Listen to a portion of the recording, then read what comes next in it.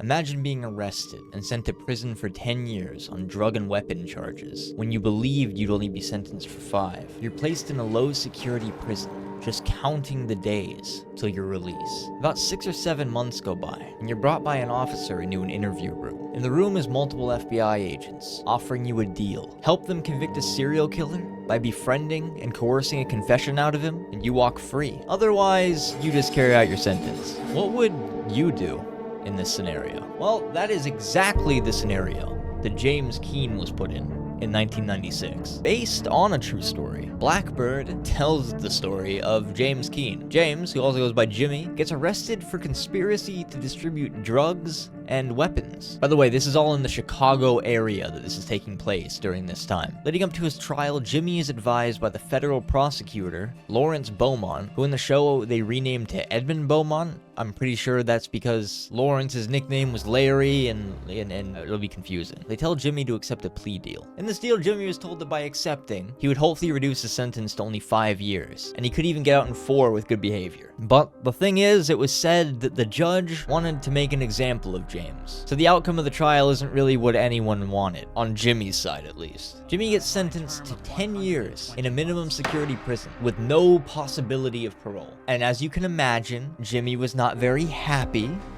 10 years? 10 fucking years? Are you kidding me?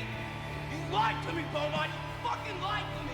So he's in prison for like 6 or 7 months, right? Just passing by the days. Till one day, he's brought by this officer into an interview room or an interrogation room, whatever you want to call it. In that room are several FBI agents waiting for James, and they have a deal to make with him. Now, something that you should know about James prior to this is that he's got quite a reputation for being, charismatic and just having a way with words. He's just easy to talk to. He would actually use all of this charisma and charm to sleep with women. I mean, not like he's the only guy that does that, but you know, he would do it a lot before he was arrested. So the FBI sit him down and they speak with him about a man named Larry Hall. He's this inmate at the Medical Center for Federal Prisoners, which is basically, it's a maximum security prison, but this one specifically is only used to house the most violent, criminally insane inmates. Larry at the time is in prison for the kidnapping and murder of a 15-year-old girl. But the FBI were concerned because his parole hearing's coming up soon, and he might actually make parole. Now, they believe that he's responsible for a number of other murders. I think the number is 12 that they have in their head that they think that he's committed, but they don't have real evidence. They don't have the locations of the bodies, and that's where Jimmy comes in.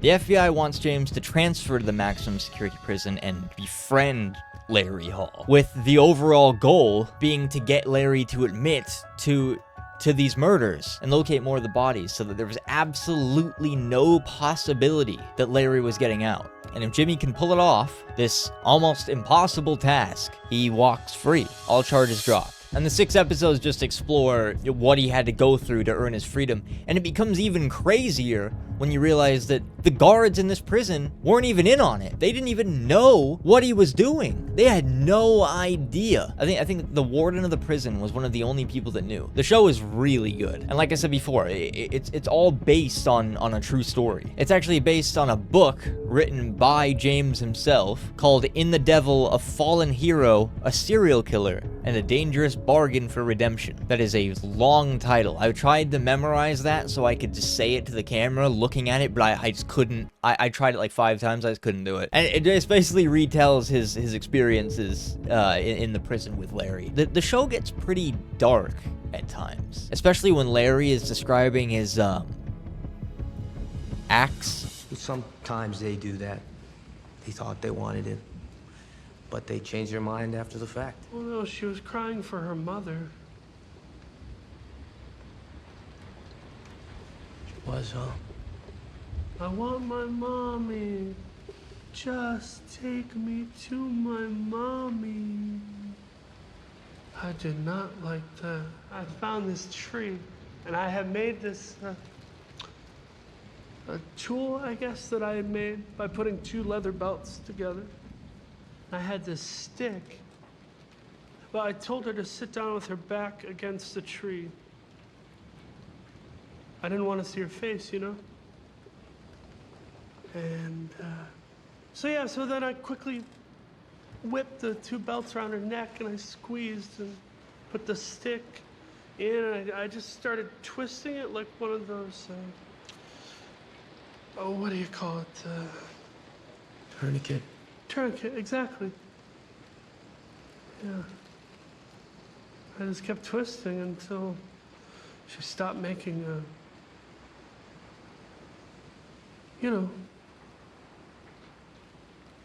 sounds. So definitely watch at your own discretion. The acting throughout the whole show is absolutely on point. I mean, I wouldn't really expect any less with a stacked cast like this, but you know. It features Taron Egerton. I'm pretty sure that's how you pronounce his name. He's the dude that played like Elton John in the Rocket Man movie, and he also was in the Kingsman movies. And then Paul Walter Hauser is Larry Hall, and they each play their roles incredibly. Like honestly, I don't know what kind of mindset Paul had to get into to play Larry, but the dude did a great job. He seemed like a maniac. They each play their roles incredibly apart, but when they come together, it's kind of odd sometimes. The chemistry is a bit weird, but the more I think about it, the more I think that that's just how it would have been. That's just more realistic. Larry begins to really like James and see him as an ally to him. Whereas on Jimmy's end, he goes into it with a hatred for Larry, and he only views Larry as a ticket out, you know, a ticket out of prison. That's all he is to him. He has to put on this, like, facade to try and act like he likes him, to gain his trust, you know?